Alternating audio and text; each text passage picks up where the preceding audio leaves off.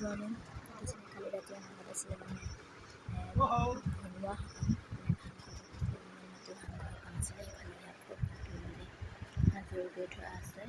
সন্ধিয়া লাগিলে ভোকত আহিব আৰু আগতে বস্তুখিনি আগবঢ়াই মেলি থোৱা আছে। এই দুজনে বাৰু মেইন ভোকত দেখিছে বাৰু আগতীয়াৰ পৰা সিহঁত বহি আছে আৰু সেইটো ভোকত অহাই নাই। গতিকে এইখিনি পণ্ডিত শান্তি গতিকে জ্বলাই মেলি ৰেডি কৰি ৰাখি আছে।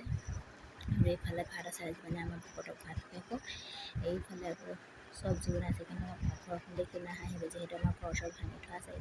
ইয়াতে এনেকৈ আছে মানে ঘৰ বনাব হয়। এইফালে ইয়াৰ ভকত আহিলে আৰু এজন আহিবলৈ বাকী আছে।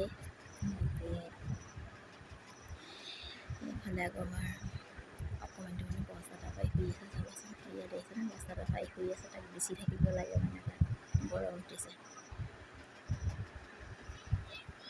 তাৰপিছতে খাবলৈ হৈ গ'ল। আজি ভিডিঅ'টো ইমানেই।